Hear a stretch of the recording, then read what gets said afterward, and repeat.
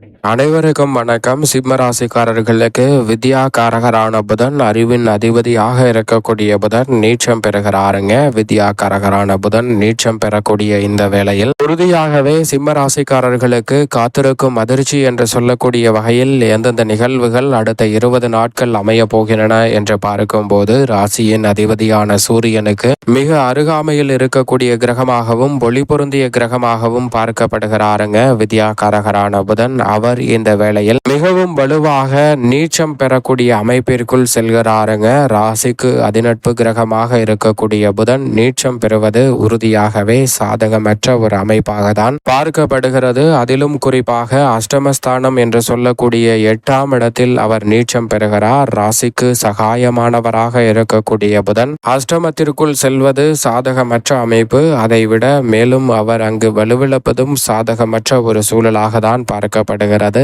ஏனென்றால் ராசிக்கு 2 மற்றும் 11ஆம் இடத்தின் அதிபதியாக இருக்கிறார். தனாதிபதியும் லாபாதிபதியுமாக திகழ்கிறாருங்க. ராசிக்கு அதிநட்பு கிரகமாக இருக்கக்கூடிய புதன் வலுவிழக்கும் தருணமும் அதே சமயம் அஷ்டமத்திற்குள் செல்லும் நேரமும் உறுதியாகவே சாதகமற்ற ஒரு அமைப்பாக தான் பார்க்கப்படுகிறது. எனவே அடுத்த 20 நாட்கள் வலுவிழந்த அமைப்பில், நீச்சம் பெற்ற அமைப்பில் ராசிக்கு சகாயமானவராகவும் அதிநட்பு கிரகமாகவும் இருக்கக்கூடிய புதன் வலம் வரக்கூடிய இந்த வேளையை கூடுதல் கவனத்துடனும் நிதானத்துடனும் பொறுமையுடனும் நிச்சயமாக எதிர்கொள்ள வேண்டிய ஒரு தருணமாக தான் சிம்ம ராசிக்காரர்களுக்கு பார்க்கப்படுகிறது. ஏனென்றால் அங்கு புதன் மட்டுமல்ல, சூரியன், ராசியின் அதிபதியான சூரியன், சனி உள்ளிட்ட பல கிரகநிலைகள் வலம் வருகின்றன. எனவே அஷ்டமஸ்தானத்தில் பல கிரகநிலைகள் இணைந்திருக்கக்கூடிய இந்த வேளையில் அதிக கவனத்துடனும் விழிப்புணர்வுடனும் செயல்பட்டால் மட்டும்தான் பல சிரமங்களை தவிர்த்து சிறப்பான முன்னேற்றத்தை பெற முடியும். இல்லை என்றால் பல விஷயங்களில் அதிக சிக்கல்களை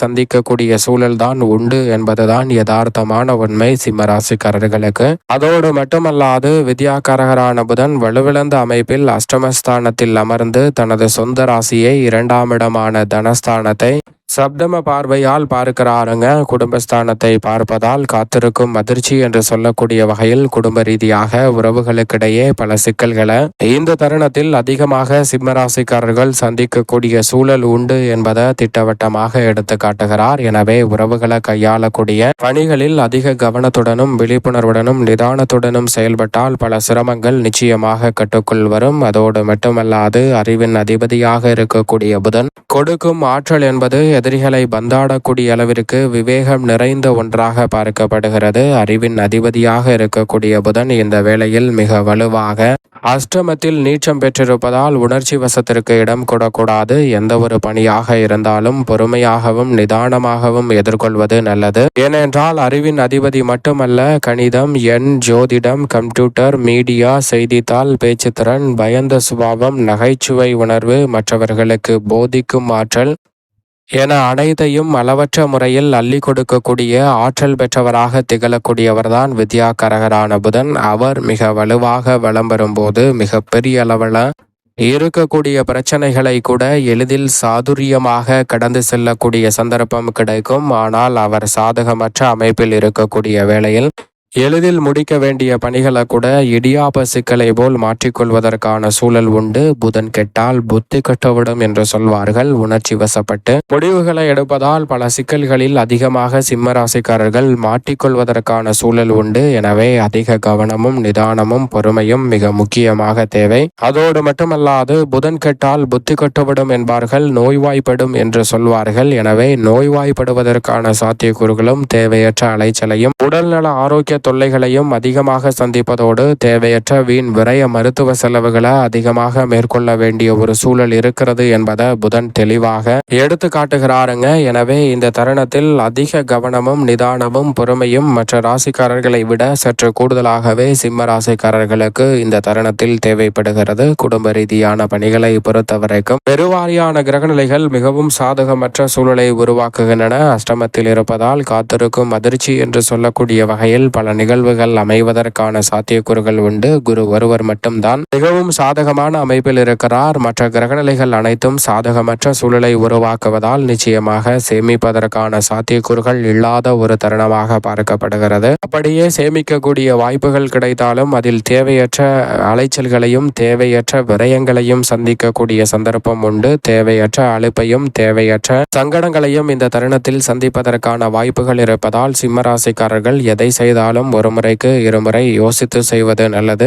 பழைய கடன் சார்ந்த தொல்லைகள் அதிகமாக சந்திப்பதற்கான சூழல் சிம்மராசிக்காரர்களுக்கு உண்டு. எனவே கடன் சார்ந்த தொல்லைகள் நிறைந்த விஷயங்களில் அதிக கவனத்துடனும் விழிப்புணர்வுடனும் செயல்படுவது நல்லதாக பார்க்கப்படுகிறது. அதோடு மட்டுமல்லாது உத்தியோகம் தொழில் ரீதியாக மேலதிகாரிகளின் கருத்துகளுக்கு வேற்றுமை ஏற்படுவதற்கான வாய்ப்புகள் உண்டு. சக பணியாளர்களாக இருந்தாலும் சரி, உங்களுக்கு கீழ் பணிபுரிபவர்களாக இருந்தாலும் யாராக இருந்தாலும் இந்த தருணத்தில் தேவையற்ற வாக்குவாதங்களை தவிர்ப்பது நல்லதாக பார்க்கப்படுகிறது. உணர்ச்சி வசப்பட்டு வார்த்தைகளை கொட்டிவிடுவதற்கான சந்தர்ப்பம் அதிகமாக இருக்கிறது என்பதை சிம்ம ராசிக்காரர்களுக்கு தெளிவாக எடுத்து காட்டுகிறார். தற்காலிக பணி நிரந்தரம் செய்வது ஒத்தி போவதற்கான சாத்தியக்கூறுகள் உண்டு. சக்திக்கு மீறிய கடின உழைப்பையும் உங்கள் மீது பணிச்சுமையை செலுத்துவதற்கான சாத்தியக்கூறுகளும் உண்டு. சற்று சுமை இருந்தாலும் கூட எதிர்கால நலனை கருத்தில் கொண்டு உணர்ச்சி வசத்திற்கு இடம் கொடாமல் சற்று நிதானத்துடன் செயல்படுவது சிம்மராசிக்காரர்களுக்கு நல்லது. தொழில்துறை வியாபாரத்துறை ரீதியாக சந்தை நிலவரம் சாதகமற்ற போக்கினை ஏற்படுத்தினாலும் கூட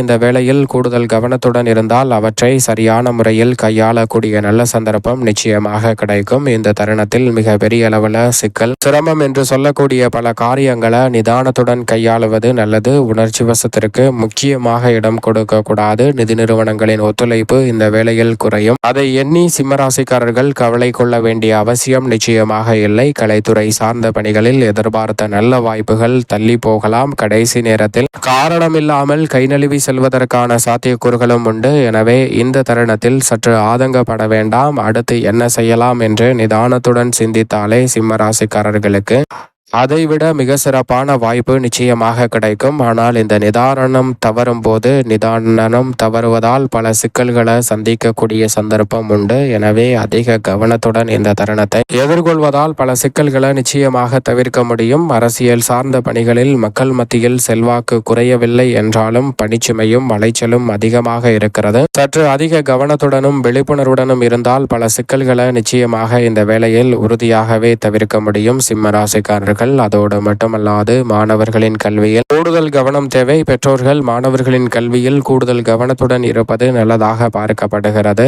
இந்த தருணத்தில் கவன சிதறல்களை தவிர்க்கக்கூடிய வகையில் பெற்றோர்களின் ஒத்துழைப்பு இருந்தால் சிறப்பான முன்னேற்றம் நிச்சயமாக கிடைக்கும். விவசாயம் சார்ந்த பணிகளில் நல்ல உழைப்பிற்கேற்ற பலன் கிடைத்தாலும் கூட கால்நடை வளர்ப்பில் சில விரயங்களை அதிகமாக சந்திக்க வேண்டிய சூழல் உண்டு. எனவே சற்று விழிப்புணர்வுடன் செயல்படுவது நல்லது. இந்த வேளையில் பொன் கிடைத்தாலும் புதன் கிடைக்காது என்று சொல்லக்கூடிய புதன்கிழமை விரதம் இருந்து அருகாமையில் உள்ள பெருமாள் சன்னதி சென்று தீபம் ஏற்றி வழிபாடு செய்யுங்கள். நிச்சயமாக காத்திருக்கும் அதிர்ச்சி கூட மகிழ்ச்சியாக மாறும். குறிப்பாக அறிவின் அதிபதியாக இருக்கக்கூடிய புதன் நீச்சம் பெற்றிருக்கக்கூடிய இந்த வேளையில் கல்வி ரீதியாக மற்றவர்களுக்கு சிறு உதவி செய்தாலும் மிக சிறப்பான மாற்றம் உங்களை தேடி வரும் சிம்மராசிக்காரர்களுக்கு.